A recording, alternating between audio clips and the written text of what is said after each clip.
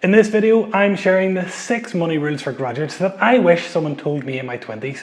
I might not have listened, but knowing the possibilities is the first step to achieving your goals. So if you take nothing else away from this video, there's no better time than right this second to make sure you set in motion positive steps for your financial future. It's graduation season and my LinkedIn feed is filled with recent graduates looking for their first job after university. It's an exciting time to enter the job market and to make your first grown-up salary, but there's probably never been a more uncertain time financially speaking either. Now, I graduated over 20 years ago, and in that time I've learned, well, just a couple of things. I've also made many mistakes along the way.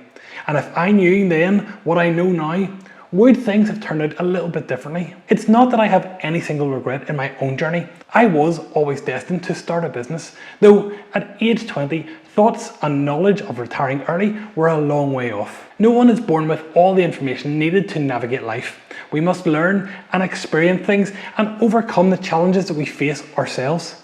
But if I was starting over today, armed with the knowledge that I have right this second, it would probably be a much easier and straightforward process to achieve my personal and my financial goals. So getting into the video then, what are my top money rules for graduates? Number 1, ensure you're paying into your workplace pension.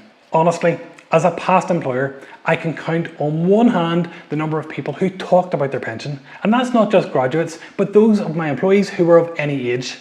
Your workplace pension is part of your total salary, and you should be asking about this as part of your negotiations with your future employer. When you get employed, make sure you set up your pension in advance of receiving your first pay packet.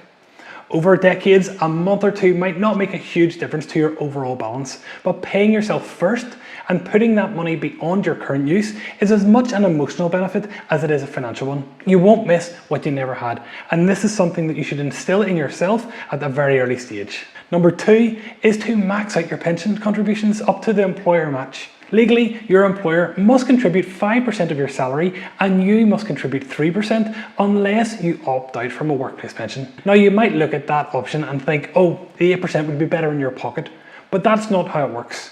You are only contributing 3%, so you'd only be 3% better off. Choosing to contribute means your employer will add a minimum of 5% to your 3%. So if you opt out of your pension, you're technically leaving 5% of your total salary on the table. And the more the employer contributes, the better. So also look at your contract to see if there's a maximum match that they will provide. Often, if you contribute more, the employer will match this up to a certain level. And again, if you don't fully utilize this, you're leaving part of your salary on the table. So let's look at a couple of examples. If you're on a starting salary of £20,000 and the employer is offering you the minimum pension contributions, the following example would be applicable. The 5% employer contribution would be £1,000 and your 3% employee contribution would be £600. Your total pension each year would be increasing by £1,600. And your employer is paying £1,000 towards your pension. However, if they offer a matching contribution of say 10%, then the following example would be true. 10% of employer contribution would be £2,000 this time, and your 10% employee contributions would also be £2,000. Your total pension contribution would be £4,000 each year. Your employer contribution has doubled, and you have added £1,000 to your total salary. That's really important. Now, those astute minds among us, you are graduates after all, will note that you need to contribute more to the pension to achieve your employer match. And that is true, there's no getting away from it. But putting your money in the pension now is putting your money to work for you. Unlike heading out for the weekend, you still have that money and it's working for you and for your retirement over the next 40 years. So you're not losing out at all. Most of the rich people that I know are rich because they saved slowly over the entirety of their careers, not because they sold their business or they won the lottery. Number 3 is to live like a student. It's all too easy to see the pound signs at the end of your first month of employment and to head out on a shopping spree. Hands up if you see 20-year-olds driving around in BMW 3 Series and you question how they can afford it. And I'll let you into a little secret, many of them can't. Spending more as your income increases is called lifestyle inflation. If you don't control it now, it will damage your future wealth building opportunities. When I started out in my career, I saved very little. I was putting money away for a house deposit, but beyond that, by the second or the third week of the month, my salary was long gone. As I got pay rises or bonuses, my lifestyle increased to meet my means, and the income I had now grown accustomed to was needed to fund this lifestyle.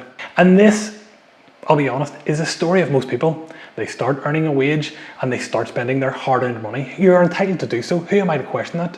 But if you live to your means, this is dangerous because you're not likely saving enough, and any changes to your salary can put you into an emergency situation. You might, unfortunately, also end up living beyond your means to fund your Kardashian lifestyle. Another pick for the gram?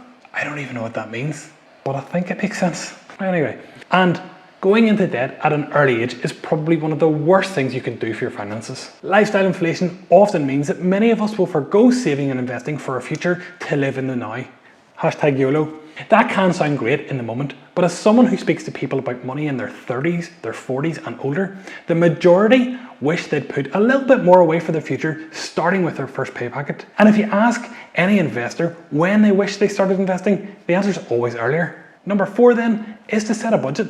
Budgeting is the cornerstone to financial success. Look, you work hard and you're entitled to enjoy the money that you earn. And I will be the first to tell you to spend money on the things you enjoy, because work is hard and the income you generate must motivate you to earn more or to live the life that you want. But money is incredibly dangerous, and without a budget, people often spend more than they can afford. They spend more than they have and go into debt to fund a lifestyle that they believe they deserve.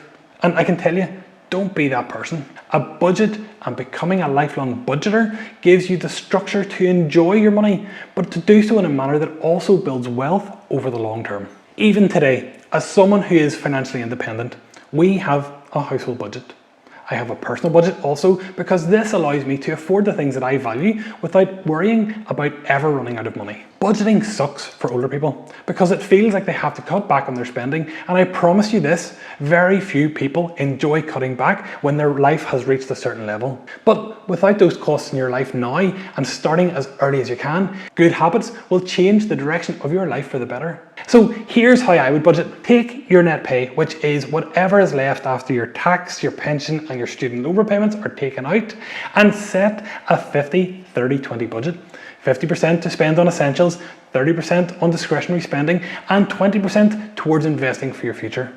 If you do this from your very first pay packet, then the habits it instills provide the freedom to enjoy your earnings, very safe in the knowledge that you're building wealth on autopilot. Class. Number 5 then is increase your investment budget each year.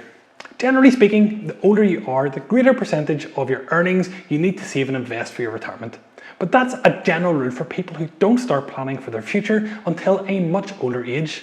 A great rule of thumb for most of us who are starting early in our careers and who want to build wealth, well, it's to increase your investment amount just by 1% per year. If you're starting out older than this, you might want to increase that amount, significantly. But for you, who is in your 20s, 1% per year is amazing.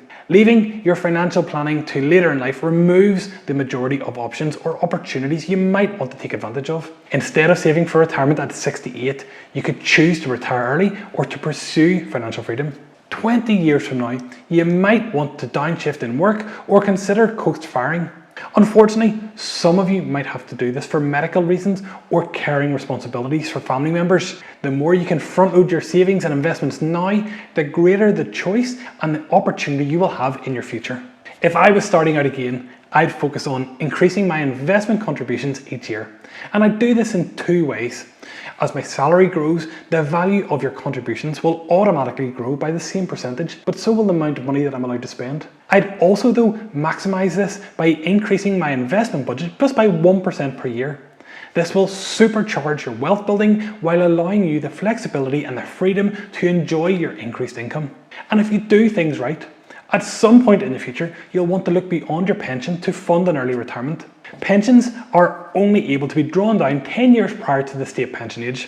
For me, as somebody born in 1982, that means that I can drop down my pension at 58 from 68 for the state pension age. And I'm sorry to say that you, as somebody in your 20s now, will probably not be able to withdraw your pension before the age of 60, possibly older. To fund an early retirement, I utilised my ISA allowance.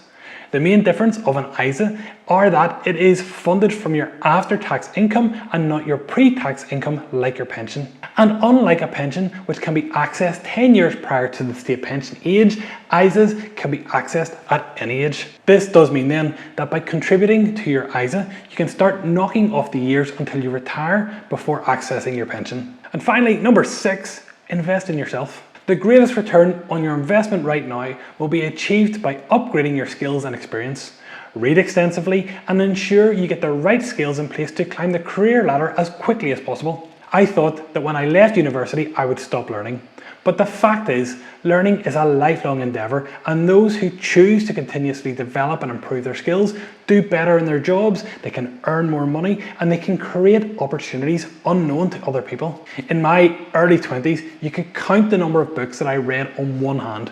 It wasn't until I was in my mid-20s, by 25, that I picked up The 4-Hour Workweek by Tim Ferriss, and that book changed the course of my life. It helped me to understand that the direction that I was taking was not predetermined, and it gave me the knowledge and the confidence to start my own business.